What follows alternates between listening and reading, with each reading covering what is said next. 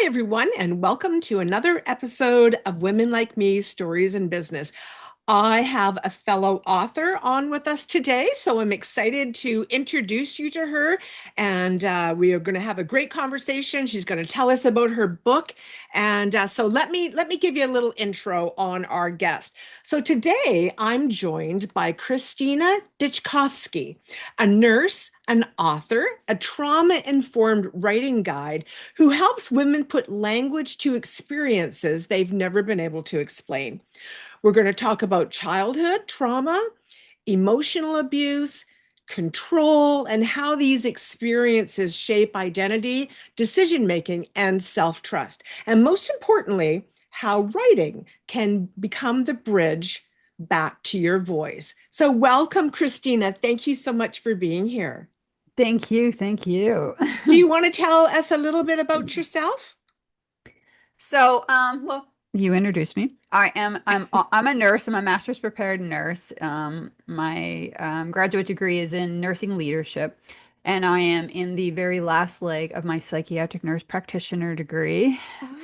Oh, Finishing that in November.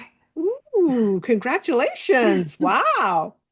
And I am starting up different workshops just, to go along with my line of work in trauma and just helping women because I mean, as we write these books, a lot of feelings come up that it's hard for us to process because, everybody says get your story out there, get your story out there. But when you get it out there, you're also reliving it. So Mhm. I help with Yes. that. Yes, perfect. And that's so important. We're definitely going to chat about that. Okay, so let me ask you, can you take us back to what first made you realize that what you were experiencing wasn't normal, even if you didn't have words for it? Um, Probably when, oh, I'll just give you a great little story. Sure. I went out to eat with this guy that I was with and my best friend. And we were sitting at the table eating, and she asked me a question, and I was like, oh, let me look that up. So I picked up my cell phone and I went on Google to look it up. And he took my cell phone out of my hand and said, we do not use our phones at the table.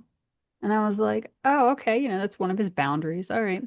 Well, my girlfriend kicked me under the table and said, I have to go to the bathroom and you're going with me.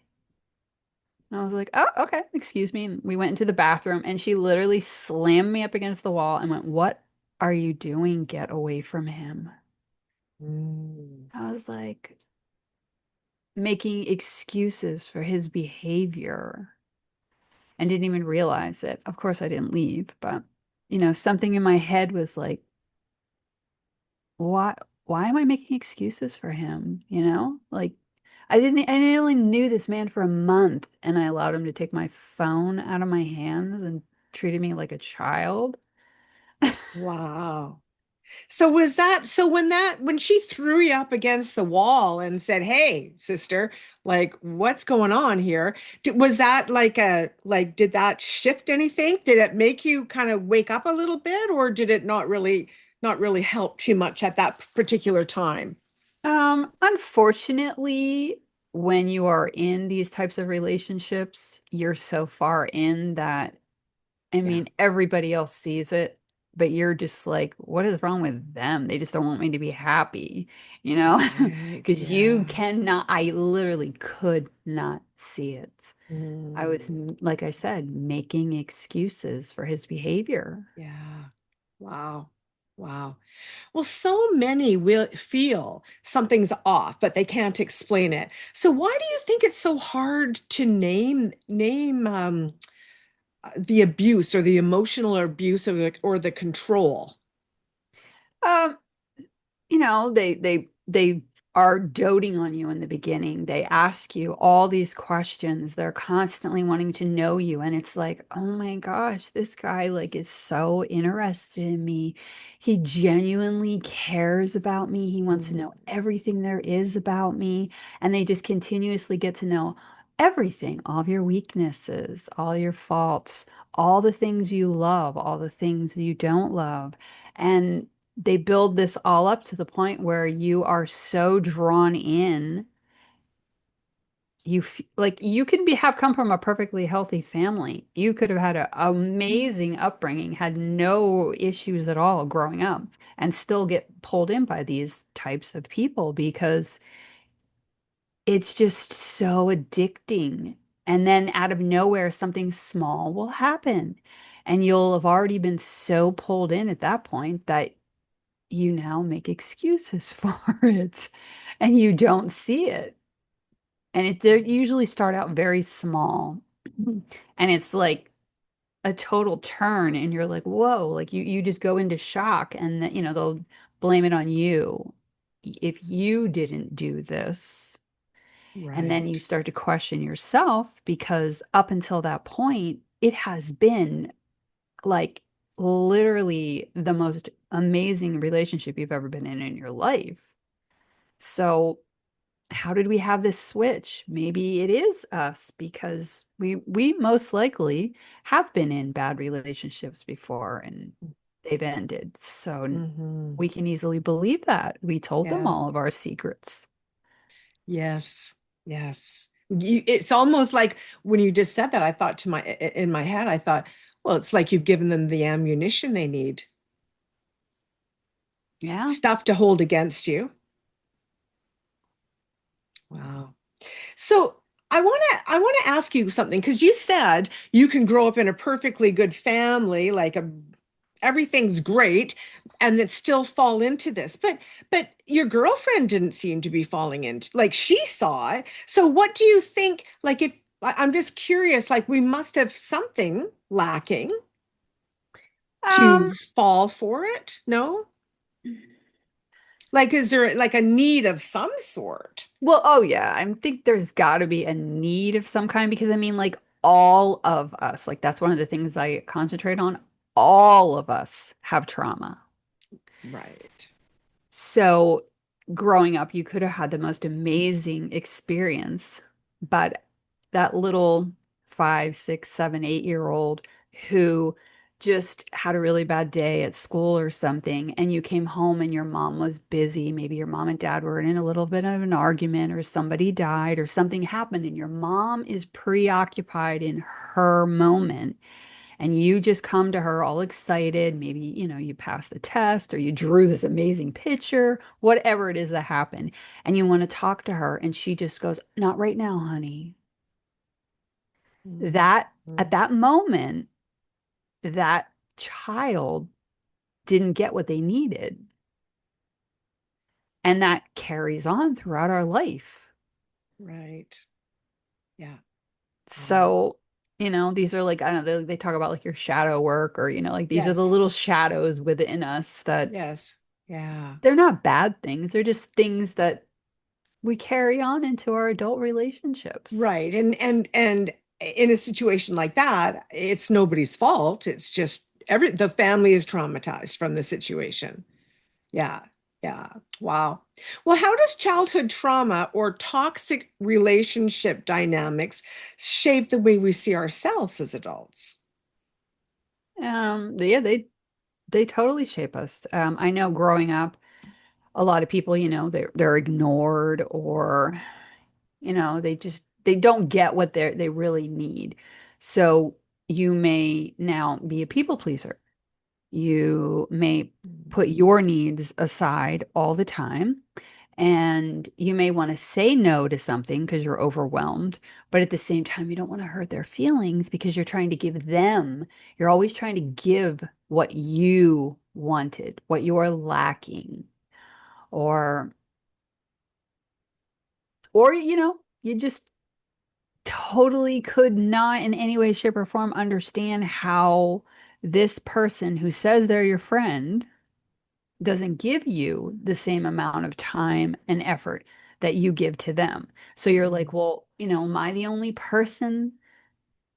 Yeah. And you play victim then. You could Yeah. play victim. Yes. Yeah. Will you talk about self-trusting being impacted? So, what does that actually look like in real life? Uh, Self-trust being impacted. You just don't trust your own voice. Mm, Growing up as women, it has happened throughout our entire lives, through generation after generation, and it's still there. It is shifting, but it is still there that we are not to say certain things or be in certain positions, so we don't trust ourselves. Like women in business, a lot of times, a lot of women don't trust themselves because we are just women. And that is Right. something that you Mm, hear a lot, or they have a mhm, story to tell, but they're like, well, nobody's going to care about what I'm going to say. mhm, We as women have terrible, terrible time trusting in our authentic voice, trusting in our experiences. And I don't know where it was. I heard someone say a conversation never starts until you actually put your words into it. Ah, I was love like, that. oh, wow. Because, Yeah. I mean, like, so, like what you do, all these women write these books about their experiences. Yes.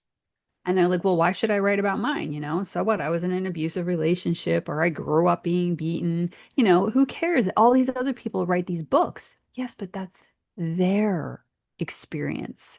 That is not yours. And also, that is their voice, not your voice. And that Mhm. is their way of articulating the story. And we all talk totally different. We all have our own tastes on how we like to experience something. My book starts out with a very hard flare in the beginning, and it's how I am. I'm a very dramatic person. So that's how I write as well. Yeah. And your book is called Burnt Letters. Yes. Okay. Do you want to show us a copy of it? Do you have a? Yes, so if you ever want to write a book, your very first copy that you get has Oh, this yes. lovely thing across the front that says not for resale. My book is Yes. called Burnt Letters. Oh, I love the cover. Love the cover. Yeah. Yeah. So tell us a little bit about your story. So the book I started probably over 20 years ago. I've always journaled and I've loved to journal because I did grow up in a household where I was always pushed aside. Um, to me, that's how I felt it. Um, but after my second divorce, I realized that there was something wrong with me, right? There had to be something wrong with me. So I just started journaling different things and pulling out old journals of things that I had written. And I realized that there was like these patterns going on in my relationships. So I just was like, I'm done, totally done with relationships. I'm just going to heal myself and fix myself. And I sat on my living room floor and I was completely enclosed with candles and incense. And it was a full moon. It was, just one of those perfect magical moments. And I was like, okay, I just want you screaming to the universe. I just want you to break me. I want you to rip me apart. I don't care what you have to do, whatever it is you have to do, fix me. I highly don't recommend doing that. The very next day, I woke up and met the most amazing man you could ever meet in your life. And I had been journaling, all my stuff through my divorces and everything, and met this guy. I had signed up for my Psych NP. I was going to finish school. And the book is about that moment in my time. And it goes back and forth between this unbelievably toxic relationship and me in therapy and me as a child. And it sounds confusing, but it makes Mhm. sense of me rediscovering who Chrissy is, this little girl that I was, and how all of my life experiences have led me up to making the decisions that I've made. It's only book one of three, and it ends with me leaving. The book is the 15-month relationship with this guy, Mhm. and it ends with me leaving. Book two, which is almost done, will pick up from me getting in the U-Haul and then all of that experience. So Wow. Wow. And of course, going back because we always go back. Yes, yes, yes. Well, and that, let me just, that just leads into my next question is why do you think so many women stay in those situations, or why do they go back? Um, because you just want it to work. They promise you. They promise Mhm. you they're going to change. They promise you that, you know, or if you get the help, if you go to therapy, I'll go to therapy with you. And you are like, they have you so broken down. Like, literally, there was Mhm. nothing left of me. I mean, Mhm. like, it's awful how much they just completely destroy everything about you. And which is why I wrote the book, because you feel so isolated. And they do, they totally isolate you. And you are so alone. And you don't believe that you can tell anyone because you're so filled with shame. And people need to know. More women just need to keep writing this. You're not alone. And there's no need to feel shame. Mhm. Shame is such a nasty emotion, and it can kill your future. Yeah. Wow. Well, how does trauma affect decision making? And why do we second guess ourselves so much? So once you have been through that experience, like it'll live there for probably ever. It doesn't go away. I still have certain triggers.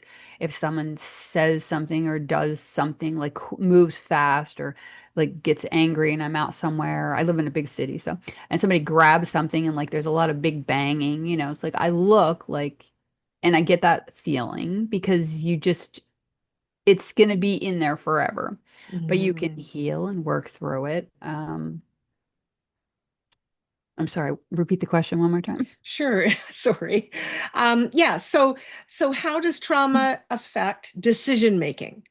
That- Because we as women, we second guess ourselves so much. And as after I asked you, I thought, well, I guess that kind of goes back to the trust factor as well, right? yeah.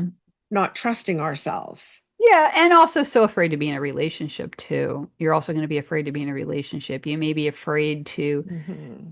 voice your opinion.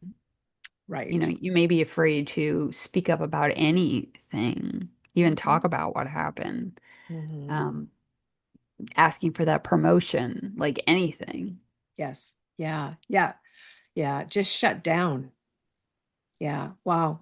So is it common for women to feel like they've lost themselves? Oh, yes. Yes. Yes, you will. You will lose yourself. They will make sure you lose yourself. Hmm. So what do you think some of the signs would be that we've lost ourselves? If we're in that environment and we're not, we're second guessing because we're confused and mind games being played. I don't know how else to say it. So how do we realize we've lost ourselves? When do we actually realize that? Um, where's your friends? Mm, Do you go out with them anymore? How mm, about your job? Are you calling out a lot more? Or did you even get fired? Did they ask you to mm, quit? Do you still have mm. control over your money, or do they have control over your money? Do you talk to your family? Do you see your kids? Do you get up? Do you get dressed? Do you wear the same clothes? Do you put on makeup? Have you lost weight? Do you still get your hair done? These are all the Mm, things I just completely stopped doing. yeah. And I think the big one that connected when you said it is, people losing because what do we do when we first get into a relationship? We're like sucked in, just, and yeah, we do put our friends aside. Yeah, where we're just well, I've got a girlfriend that I see her all the time, and then she's in a new relationship, and then I don't really see her too much Yeah. until she's But not in that relationship. I think the difference is when I was told all the time, I don't want you to go out with that friend anymore. You deserve Ah, better. And your family, yeah, I don't want to see your family. They don't like me. yes, gotcha. Gotcha. Yeah, yeah. Yes, yeah, those would be important. So you talk about reclaiming voice. So what does that really mean? Writing your story. Writing your story. Even if you don't want to publish it, you don't have to publish it. Not everybody wants to Yeah, put all their dirt out there in the world for the entire world to read. yeah. It's pretty quiet. Um, I mean, a lot of people are quiet, but putting yourself out there, you're vulnerable, you're raw. I mean, like when my book was published, my best friends called me and was like, "Oh my God, I didn't even know you went through that." And I was right there with you. Yeah, because I was completely filled with shame. Nobody knew.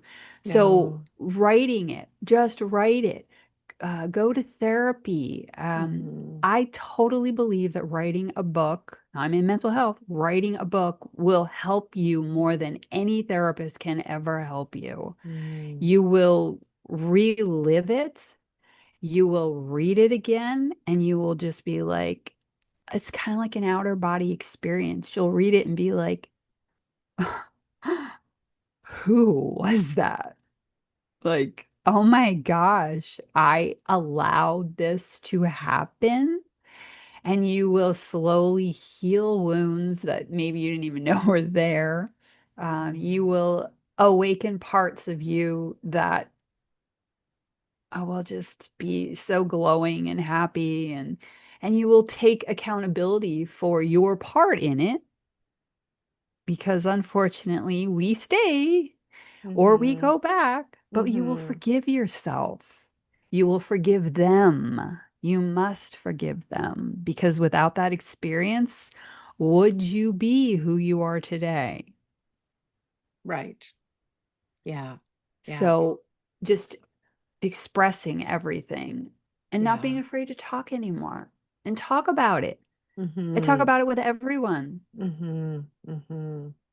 I have a girlfriend when we were in our 20s. We were in college together, and then she moved away to the other side of the country, so a 6-hour flight away.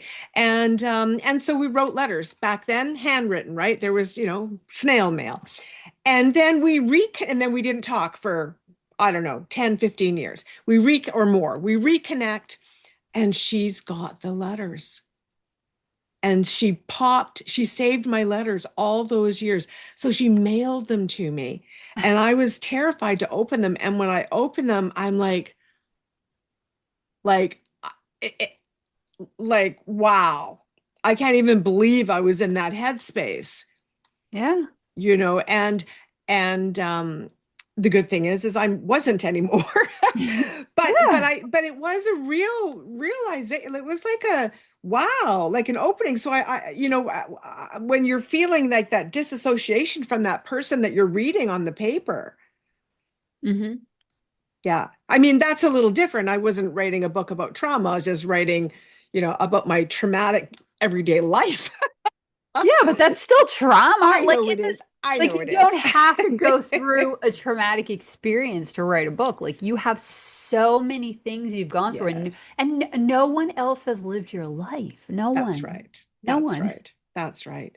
I with the women that I have, so I've got hundreds of writers now, and I can tell you without a shadow of a doubt, every one of them somewhere through the process said, "Well, if I can help just one, it'll all be worth it." Yeah, that's it.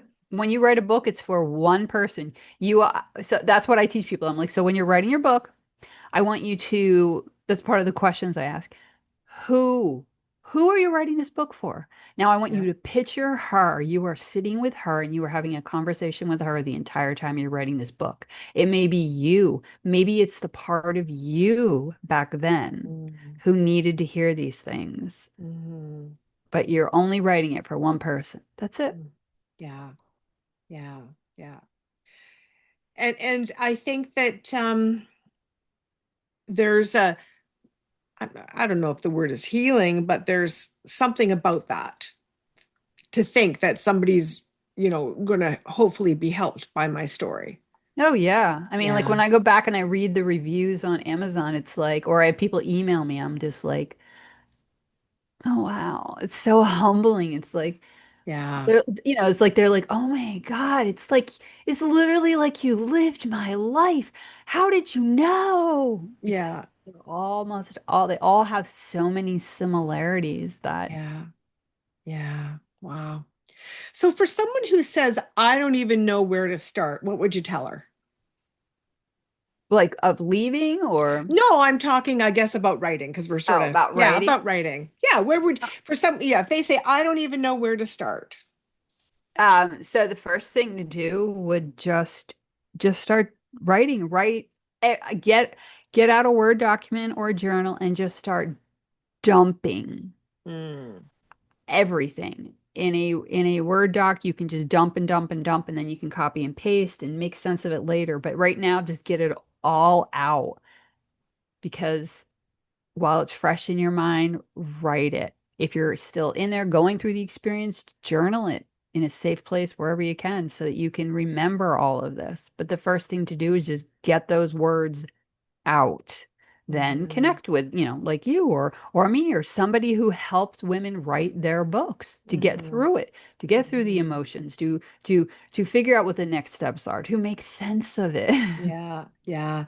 One of my writers a few years back, she wrote a story called My Dump Book. Is Yeah, exactly as you're talking. I'm like, oh my goodness, that's exactly what she said in her story. It was just her dump book, and she would yeah, just dump everything in there. And then she said she felt better. yeah, yep, Yeah. yep. I would do like just write stuff. Like I wouldn't even look at it. I just had a journal that I would just wake up and I would just sit and write for like 15, 20 minutes. And just not even thinking, just write, scribble, cross out, whatever, and just write, write, write, write, write.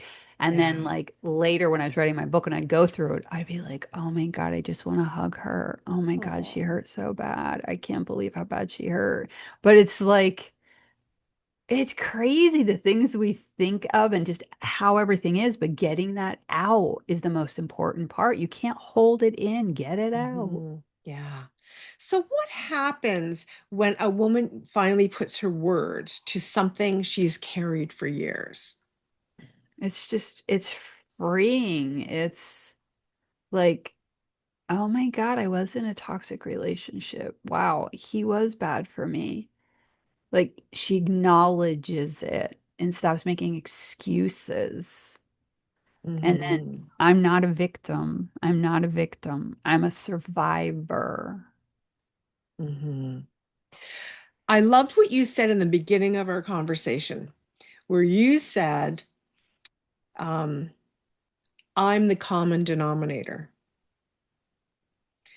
And, for me, I remember, I can't remember how many years ago now, about 15, 16 years ago, I was going in that pattern and all, last for so long and then that be that. And then I sat down one day and I started thinking about it all and I started writing. And I thought, I'm the common denominator in this situation. So I need to do something for me, Yeah. or this is going to keep happening. Yep. Because you Yeah. keep attracting what you believe you deserve. Hmm. Yeah. Yes, what we deserve. Yes. Yeah. Wow. So, how does someone begin rebuilding self-trust after survival? Small steps, one little day at a time. Acknowledging it happened, taking accountability, forgiving, or writing and processing it. Go to therapy because you will have emotions that you don't understand. You will have good days, you will have bad days. They will continuously reach out to you even if you've left and that bond is broken and you're done. I was just talking to someone the other day, and she has been away from him for over 12 years, but she does everything in her power to stay away from him because she says, it's not that I care about him, it's just the amount of control he had over me. I'm afraid to see him because I don't want to go down that road again. Hmm. It's like, wow, she has not seen him in 12 years and she's still afraid to see him. Wow. So therapy is where it helps because it keeps you strong. It helps you to process those emotions and just keep writing it. I can't say that enough. I really think writing it helps. Yeah. Yes. No, I agree. I think that we carry so much of it, like you were saying, in our bodies, and eventually it fills up. It's like a bucket, and then it's going to overfull and or overflow, and then we're going to have problems. Bigger problems than we were already in, like our health and you know just relationships in general, friends, family, kids. Yeah, yeah, And you're going to be always living on edge, if you're yeah, not processing those emotions. yeah, yeah, So yeah. So, what is one truth that you wish every woman understood about what she's been through? she's not alone. Mm, She's not mhm, alone. mhm. Yeah, I think so many people think they are. Yeah, Yeah, yeah. But sadly to say, it's a lot have been there. Many of yeah. us have been there. Yes, Yeah, I yes. think the latest statistic is 1 in 4. So Wow. I always tell people, I'm like, picture 4 of your friends. Just picture. Just right now, I want you to picture 4 of those friends. Yeah, One of those is either in a toxic relationship, was in a toxic relationship, or will be. yeah. That's scary. And One I'm in sure four. that that is so much higher, I mean, than 1 in 4, but unfortunately, we don't talk about it. That's right. Yeah, that's that shame. That's that shame stuff coming on when we live in get me going. When you live in silence, Well, that's and that's the problem. it's not just our shame, it's how No. society, Yes. like, Yes. oh, really was he really that bad to you? What did Yes. you do? Yeah. Yeah. It's like, Yeah, or would you stay for? That was dumb. yeah, yeah. Well, why don't you The leave? judgments and the shame, and that all comes from silence.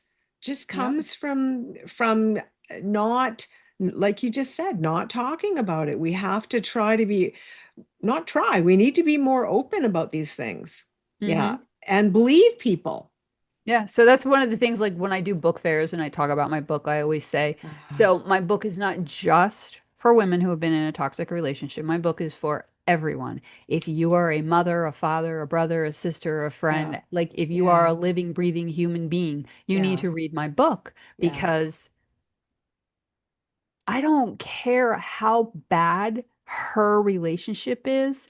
You saying you need to leave is not going to make her leave. And if no, you don't understand why she yeah, won't leave, read my book. yes, yes. And that's some of the other comments I've had people leave reviews about, like I had a friend who was in a bad relationship and I just didn't understand why they didn't leave. And this book helps Mm, me understand the amount of emotional pull and the control that they have on them. yeah, wow.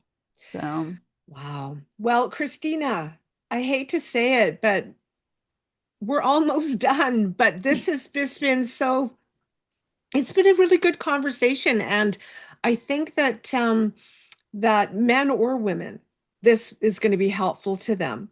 So I want to let our audience know that you can get burnt letters. I'm assuming it's on Amazon, right? yes. Okay. And if you want Christina, you can send us the link and we can put it in our show notes for folks or anybody that might like to reach out. And so check the show notes, people, because there will be some information there about Christina and her book as well. And it sounds like, yeah, if you know somebody that's in an abusive relationship or and emotionally abusive as well, um, it sounds like a great book to read because it's going to help to enlighten you, and maybe you can see how you can actually help someone, which I think is just so important. Yeah. Yes. So let me ask you my last question. If a woman is listening right now and she is recognizing herself in this conversation, what would you say to her directly? Um, is she still in the relationship? I don't know, maybe. Oh. Well, if you're in the relationship, find Yeah. someplace safe and get out. If you are now realizing that you were, which a lot of us will realize this, then get to therapy and reach out to somebody to start writing. You are not alone. So many of us have experienced this, and it's starting to come to light more now. Um, and you are not a victim. You are a survivor. You are more wonderful, more beautiful, and Oh, stronger than you could possibly ever imagine. Look back at what you've been through. You've already gone through it. You went yeah. through it. That's something so many people can't even handle doing. Yes. So you are so strong and so beautiful. Oh, oh, I got shivers listening to you. Thank you for that. What a positive way to end our conversation. Just beautiful. Thank you so much, Christina, for Thank being you. here. Yeah, that was lovely. Thank you. Okay, everyone. Well, that is it for this episode of Women Like Me, Stories in Business. And yeah, don't forget to check the show notes for Christina's information, and we will see you again. Take care, everybody. Bye bye.